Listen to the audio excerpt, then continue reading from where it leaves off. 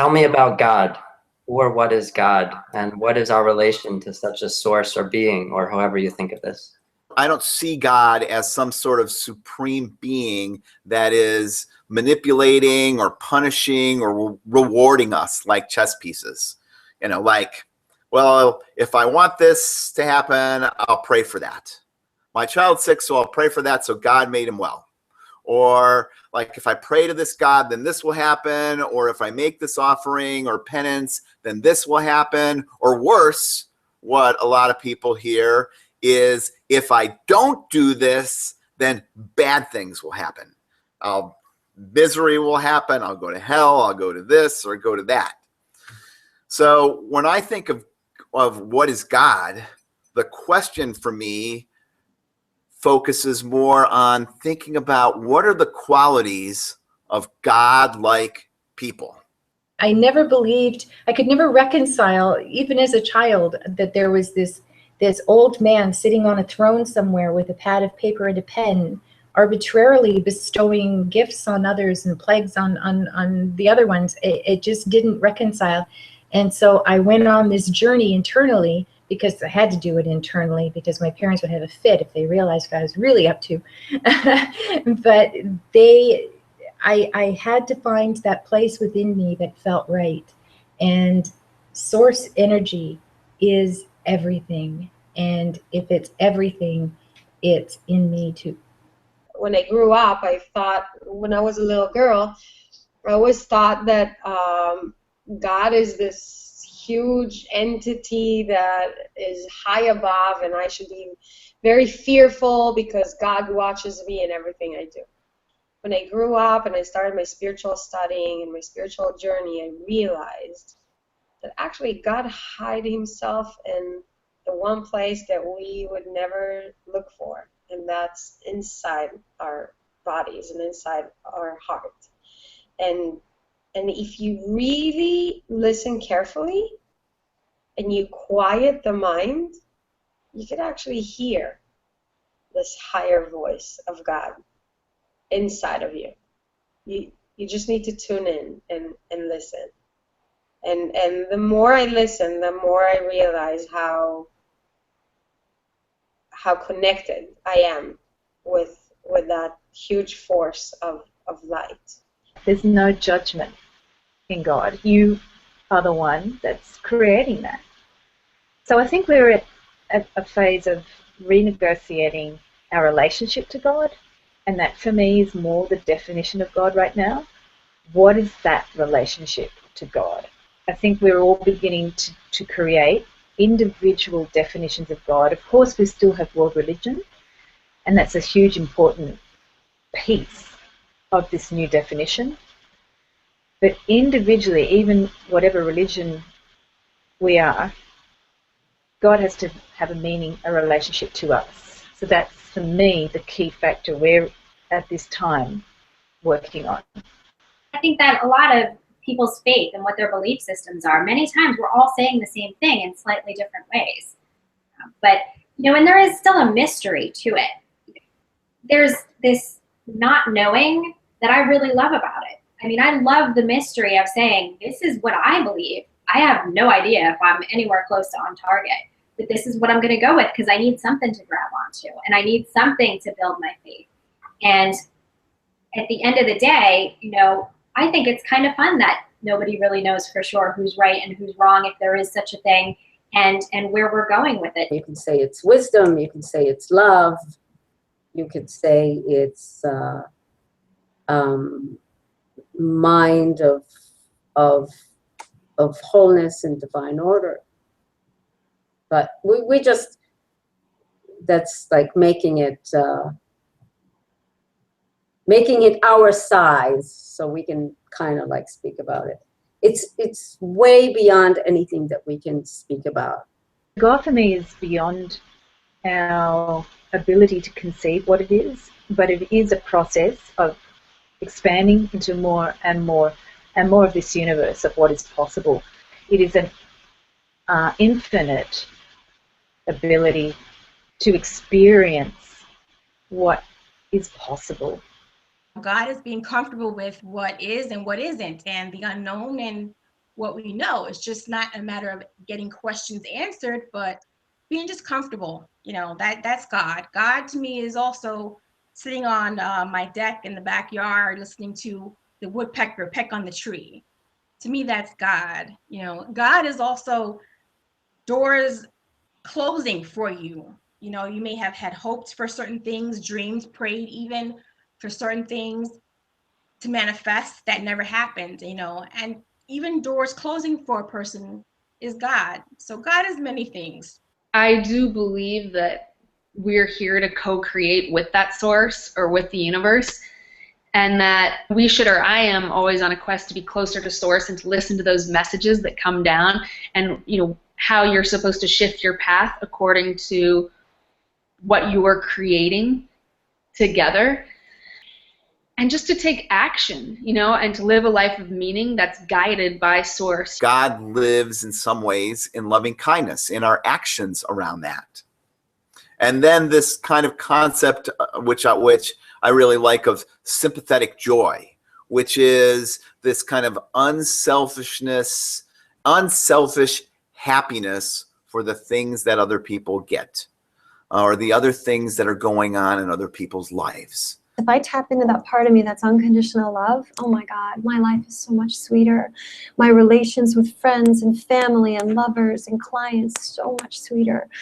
But when I disconnect from that and I'm more in the ego, right? I've got to do this and I've got to do that and I've got to achieve. I'm so not in the universal flow of things, and things get harder and I feel alone and bitter, and that's not who I am. So if I fall into that, I pull myself back because I want to be with God. I want to be in God. I want to feel how that part of God expresses itself, and it makes everything much sweeter.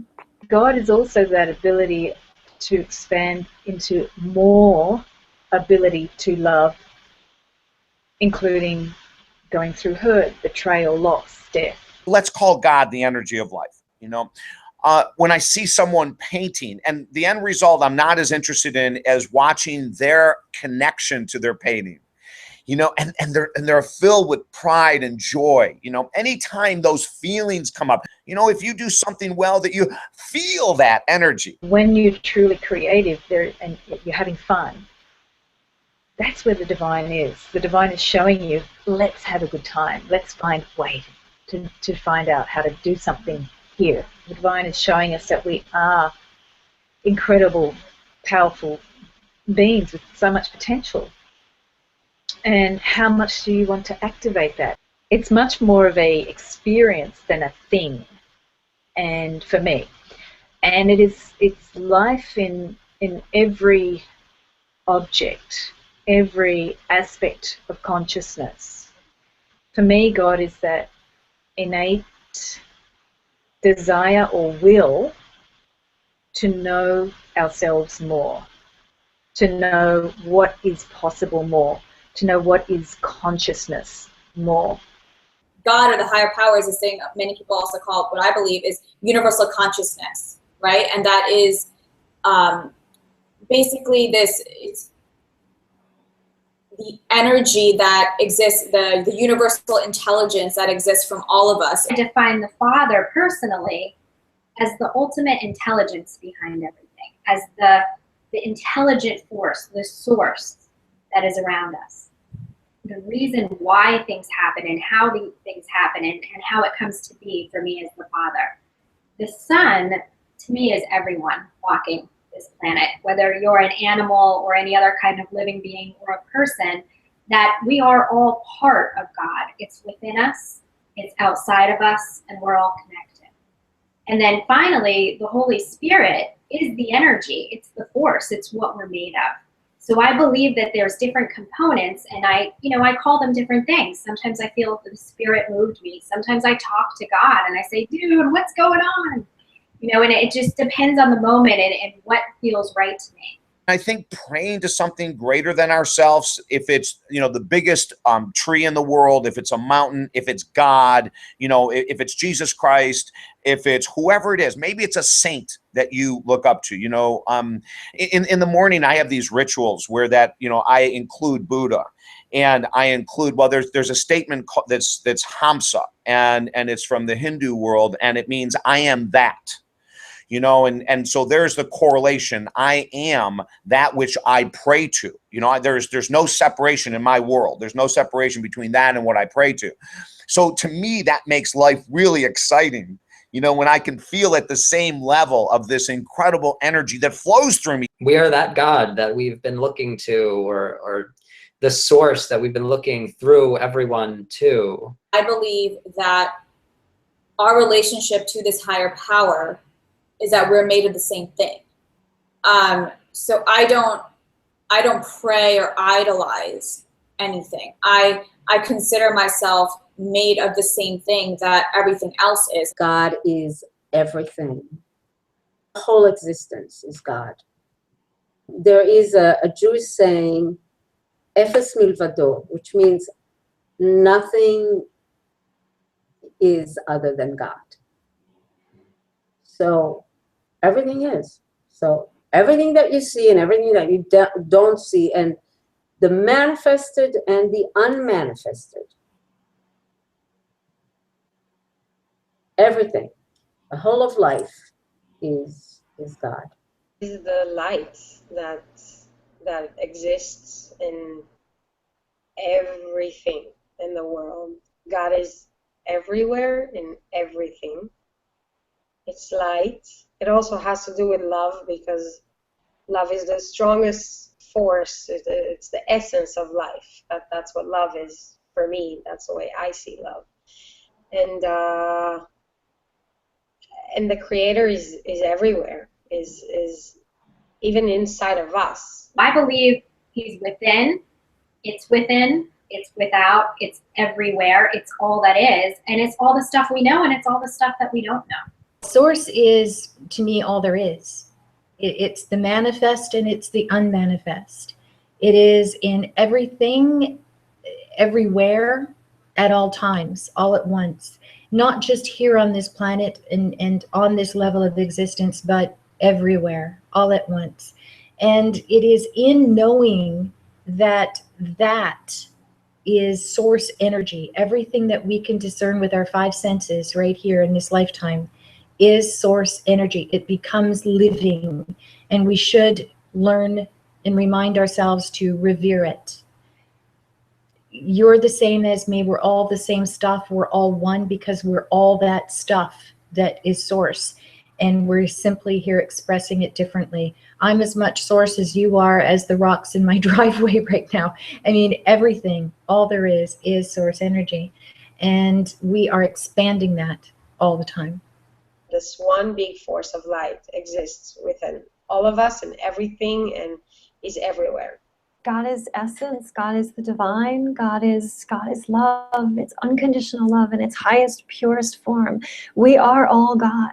We are all aspects of God, and we're here to express ourselves and to learn and to grow in our own evolution. And the hope is that we can remember that we're God when we're here. God, who is limitless and dimensionless, who created time and space, created dimensions. We are just projections of that God, that creator, that source, in the time and space dimensional world that we've created, where there can be separateness, that there can be here and there, that I can be here and you can be there, that there can be now and then, that I could be now and you could be then. Outside of the time and space that we created, there is no separation between you and me and everything. There is just oneness, unity, source, God. You. That's it. You're the only one in this universe, right? So again, you are God consciousness. This is basically where you are becoming a sovereign, commanding your reality, because this is basically at everything that you see around you, everything that you hear, smell, taste, touch, and hear, everything is a part of you. And so there's nothing that's separate. So the only God that you've been looking for is yourself. It's just you looking at yourself on the different layers of veils. There is no other external force that is guiding your life. It's not possible. There's only you here. You know, you are the essence of God yourself. And so that's basically what spirit is. And so what we are doing is helping us to understand more about how we can be God and goddess to our reality. And understanding that as we are able to command our reality and actually say, this is all my creation. We're commanding ourselves every single moment that we exist. When we're looking at other people, then we can never get the fulfillment that we seek. And when we're praying upward to a God outside us, then we can never get the fulfillment that we seek. But when we recognize that all we need to do is focus on the experience that we want to have, and our creation will accommodate us, and everyone and everything will come to support us in experiencing what we're focusing on, when we're imagining the emotional experience that we want to have, then physical realities will come in to support that. When you are commanding your reality, that is the whole key, rather than asking for things, rather than wishing for things. You know, it's always good to do that because it's fun at the Aladdin and the genie moment. That's great. But the whole idea is that you're the genie yourself. You don't have to be Aladdin, right? So the whole idea is that as a genie, you have the capability to grant everything into your reality by commanding it. So look at yourself as the genie rather than the idea of Aladdin rubbing the lamp. We are God. You are God. I am God. The highest part of us is God. And we're evolving toward greater awareness of that reality, toward greater awareness of higher and higher parts of ourselves, to the point that we recognize that we are the creator and source of our experience.